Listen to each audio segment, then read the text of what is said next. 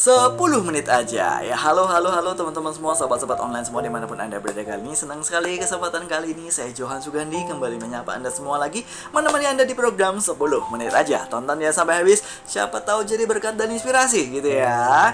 Dan libur telah selesai gitu ya. Libur sudah selesai, sudah long weekendnya sudah berakhir. Sekarang sudah kerja lagi ya, sudah beraktivitas lagi, kembali normal lagi seperti biasa. Selamat bekerja, selamat berkarya, tetap give the best, tetap excellent ya teman-temannya dimanapun anda berada gitu teman-teman ya. Dan gak ada salahnya juga saya ingin mengucapkan selamat Idul Fitri, karena belum sempat nongol kemarin ya, baru sempat nongol sekarang. Gak ada salahnya untuk sesuatu yang baik ya, saya saling bersilaturahmi ya dengan teman-teman semua yang mungkin merayakannya kemarin. Selamat Idul Fitri, selamat Lebaran buat teman-teman yang merayakan kemarin. Dan gak ada salahnya juga saya juga mohon maaf lahir dan batinnya buat teman-teman semua ya. Bila ada salah-salah ya mohon dimaafkan gitu ya. Dari hati saya gitu ya. Tuh ya. Ya oke teman-teman, kali ini Johan ingin bahas apa gitu ya. Teman-teman, di bulan lalu kita sudah belajar bersama-sama ya, saya bahas tentang misteri salib Kristus teman-teman ya, dimana kita belajar bersama-sama bahwa kenapa sih Yesus harus mati di kayu salib teman-teman ya. Jawabannya karena keadilan Allah sedang ditegakkan dan kasih Allah sedang dinyatakan, makanya salib menjadi jawaban ya, sehingga setiap orang yang percaya kepadanya, kepada Yesus itu ya, tidak binasa melainkan beroleh hidup yang kekal gitu ya. Dan kita juga belajar bahwa perbuatan baik manusia, usaha manusia sehebat apapun, sebaik apapun perbuatan manusia, tidak mampu menyelamatkan dirinya sendiri untuk membeli tiket surga. Nggak bisa teman-teman ya. Kita sudah belajar itu bahwa kita diselamatkan semata-mata bukan karena perbuatan baik kita, tapi semata-mata anugerah, semata-mata kasih karunia, pemberian, gift dari Tuhan ya, pemberian kemurahan Tuhan buat kita ya. Bersyukur ya teman-teman ya, kalau kita boleh mengalami anugerah Tuhan itu dalam hidup kita gitu ya teman-teman ya. Nah teman-teman semua, jadi apakah kita nggak perlu berbuat baik? Ya, nggak gitu juga teman-teman ya. Kita juga ngajarin kok kita harus berbuat baik gitu ya. Tapi pengertiannya berbeda. Perbuatan baik itu bukan untuk menyelamatkan kita, memang nggak bisa gitu ya, memang nggak bisa. Tapi perbuatan baik adalah dengan sebuah tujuan ya, sebagai ungkapan syukurmu sama Tuhan, sebagai respon otomatis dalam hidupmu, sebagai orang yang sudah diselamatkan atas apa yang Tuhan sudah lakukan dalam hidupmu. Karena dia sudah selamatkan kau, maka sebagai orang yang sudah diselamatkan olehnya, perbuatan baik itu menjadi buah, respon otomatis dalam hidupmu dengan sebuah tujuan apa sih? Hendaklah perbuatan baikmu dilihat semua orang, supaya mempermuliakan nama Bapamu yang di surga. Itu tujuannya. Apa sih maksudnya? Supaya orang lihat Yesus loh dalam hidupmu, gitu loh ya. Jadi supaya nama Bapa dipermuliakan dalam hidupmu, supaya engkau bisa jadi berkat, jadi garam, jadi terang, jadi saksi Kristus dengan berbuat baikmu sebagai ungkapan syukurmu ya sama Tuhan ya, karena engkau sudah diselamatkan ya. Jadi bukan untuk menyelamatkan kita, tapi sebagai ungkapan syukurmu, sebagai ungkapan buah kehidupanmu ya, sehingga engkau mempermuliakan nama Bapamu yang di surga gitu ya. Tangkap ya teman-teman ya, jangan salah. Oke. Nah teman-teman semua, kali ini Johan ingin bahas apa? Teman-teman, di bulan lalu sudah bahas tentang salib Kristus. Di video pertama saya bahas tentang di mana kebangkitan Yesus menampakkan diri saat dua orang berjalan ke Emmaus ya. Kali ini saya masih seputar kebangkitan Yesus ya. Kali ini saya bahas tentang Thomas teman-teman gitu ya. Thomas siapa sih? Thomas adalah salah seorang murid Yesus ya, murid Yesus teman-teman. Jadi sewaktu-waktu teman-teman, waktu Yesus mati di kayu salib, lalu Yesus mati, lalu dikuburkan, lalu bangkit pada hari yang ketiga ya. Suatu kali murid-murid berkumpul nih ceritanya. Murid-murid Yesus berkumpul di sebuah tempat ya. Murid-murid Yesus berkumpul di sebuah tempat dan Thomas nggak ada di situ ya. Thomas lagi war takjil. Nggak usah bercanda ya teman-teman. Jangan dipotong video saya ya, please ya. Awas ya. Tidak bercanda teman-teman ya. Thomas lagi nggak ada di situ, nggak tahu kemana, nggak diceritakan ya. Thomas lagi nggak ada di situ, di mana murid sedang berkumpul, tapi Thomas nggak ada di situ ya. Lalu kemudian murid berkumpul di situ, Yesus muncul di situ ya. Yesus hadir di tengah-tengah mereka, menampakkan diri bahwa menyatakan bahwa dirinya sudah bangkit gitu ya, di tengah-tengah para murid ya. Lalu setelah itu Yesus pergi, kemudian Thomas datang, lalu murid-murid yang tadi cerita tuh sama Yesus, sama Thomas ya. Thomas, Yesus tadi datang ya, Yesus menampakkan diri, dia sudah bangkit, dia hidup gitu ya. Thomas nggak percaya ya, gitu ceritanya teman ya. Thomas nggak percaya, Thomas ragu-ragu, masa sih dia meragukan kebangkitan Yesus ya. Dia ragu-ragu sampai dibilang gini teman-teman. Thomas bilang gini akhirnya, aku tidak akan percaya sebelum aku melihat sendiri tangan yang berlubang paku. Ku masukkan tanganku ke lubang itu ya, nggak akan percaya dan juga tanganku nih aku masuk ke dalam lambungnya nggak percaya sebelum aku lakukan itu sendiri di depan Yesus sebelum ku lihat sendiri. Thomas meragukan sebelum dia lihat sendiri teman-teman ya, kebangkitan Yesus saat itu dia meragukannya saat itu ya. Tapi apa yang terjadi teman-teman? Yesus baik ya, Tuhan baik, Tuhan sayang sama Thomas teman-teman ya.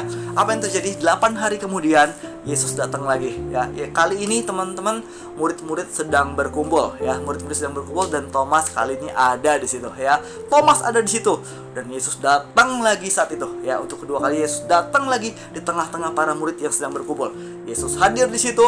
Lalu Yesus langsung ngomong sama Thomas tuh. Yesus menjawab kebutuhan hatinya Thomas, di mana hati Thomas sedang ragu-ragu, hati Thomas sedang galau, pikirannya sedang bertanya-tanya apa benar gitu ya. Dan Yesus menjawab kebutuhan itu teman-teman dengan hadir di depan Thomas sendiri. Lalu ngomong sama Thomas sendiri, ini tangan yang gue udah paku, tunjukkan jarimu ya, masukkan jarimu ya ke lubang paku ini, dan juga tanganmu ke lambungnya Yesus ya. Lalu jangan tidak percaya lagi ya, kata Yesus ya teman-teman ya. Yesus menjawab kebutuhan dari si Thomas saat itu ya. Teman-teman, apa yang terjadi setelah ini teman? Lalu akhirnya muncullah sebuah statement kan ya. Yesus bilang, berbahagialah mereka yang tidak melihat namun percaya gitu ya. Apa yang terjadi setelah ini? Nah, ini luar biasa nih ya. Apa yang terjadi setelah ini teman-teman? Muncullah sebuah pengakuan iman dari seorang Thomas ya. Waktu Thomas berjumpa dengan Yesus yang sudah hidup itu, Yesus yang sudah bangkit itu, Yesus yang sudah menang itu, dia berjumpa dengan Yesus yang hidup itu, dia melihat sendiri apa yang terjadi. Muncul sebuah pengakuan iman dari mulutnya sendiri. Ya Tuhanku dan Allahku. Dari mulut Thomas sendiri dia ngomong gitu, ya Tuhanku dan Allahku. Pengakuan iman dari hatinya yang sedang tidak latah, yang sedang tidak terkejut, terkaget-kaget, tidak, tapi muncul dengan kesadaran dari hatinya, pengakuan iman bahwa Yesus adalah Tuhannya dan Allahnya. Ya Tuhanku dan Allahku. Pengakuan iman dari seorang Thomas, teman-teman. Dari seorang ragu-ragu bisa loh mengakui akhirnya ketika dia berjumpa dengan Yesus yang hidup itu. Ya Tuhanku dan Allahku. Mengakui bahwa Yesus adalah Tuhannya Thomas dan Allahnya Thomas. Teman-teman, berapa banyak di antara kita yang sering kali sudah mendengar tentang Yesus? Dari kecil mungkin ya, kita sudah sering dengar tentang Yesus dari orang lain, dari sini, dari sana, dari kabar, ini dan ono. Kita lah sering dengar lah cerita tentang Yesus begini, Yesus begitu gitu ya, teman-teman. Tapi teman-teman, Yesus guru besar, oke, masih bisa diterima gitu ya. Yesus nabi masih bisa diterima gitu ya. Yesus tokoh yang berpengaruh dalam dunia ini bisa diterima. Yesus tokoh besar dunia masih bisa diterima gitu ya. Tapi kalau Tuhan dan Allah, entar dulu Tuhan dan Allah, entar dulu gitu ya. Entar dulu kalau Tuhan dan Allah, entar dulu gitu ya. Ragu teman-teman ya. Berapa banyak, mungkin masih banyak dari kita yang meragukan bahwa Yesus Tuhan dan Allah dalam hidupnya gitu ya teman-teman. Teman-teman tahu nggak, waktu Thomas ngomong gitu, ya Tuhanku dan Allahku, pengakuan iman yang muncul dari hatinya Thomas dengan kesadaran yang mengaku Yesus adalah Tuhannya dan Allahnya. Apa yang terjadi? Yesus nggak bilang, Thomas, ralat ya kata-kata kamu, salah. Kagak. Yesus nggak suruh Thomas ralat. Enggak loh, kagak. Perbaiki kata-katamu, benerin, kagak. Yesus nggak ngomong gitu. Apa yang terjadi?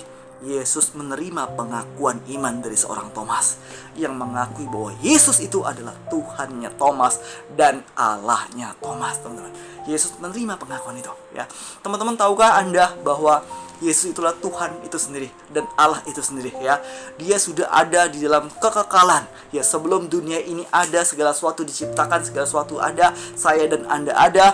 Dia sudah ada di kekekalan sebelumnya ya. Sebelum dia datang ke dalam dunia ini, dia sudah ada dalam kekekalan. Bahkan dia pencipta itu sendiri yang menciptakan segala sesuatunya. Kita diciptakan di dalam dia dan segala dunia ini diciptakan di dalam dia, teman-teman ya. Dia adalah pencipta itu sendiri ya. Waktu dia datang ke dalam dunia, dia menjadi sama dengan manusia. Seorang murid Yesus bernama Yohanes menulis bahwa pada mulanya adalah Firman.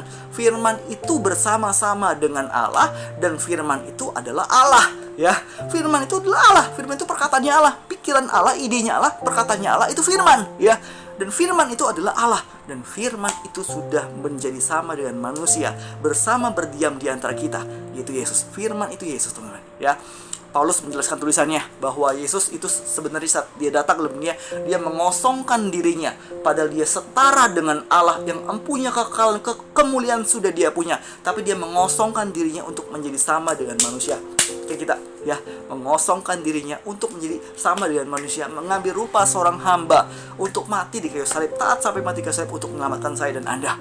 Dengan sebuah tujuan itu, teman-teman ya, untuk menyelamatkan hidupku dan hidupmu, teman-teman ya. Dia adalah Allah sendiri dan Yesus akan ada dalam kekekalan nanti di akhir zaman, ketika dunia ini berakhir. Di kekekalan nanti yang dulu, yang awal dan yang akhir nanti, dia ada juga di sana sebagai hakim yang adil, raja di atas segala raja, Tuhan di atas segala Tuhan, teman-teman. Dia adalah Allah itu sendiri, Alfa dan Omega. Manusia nggak bisa jadi Tuhan, setuju? Tapi Tuhan bisa jadi manusia, teman-teman. Dia adalah Allah itu sendiri. Maukah kita percaya bahwa dia adalah Tuhan dan Allah kita sendiri? Jadikan dia Tuhan dan Allah dalam hidup.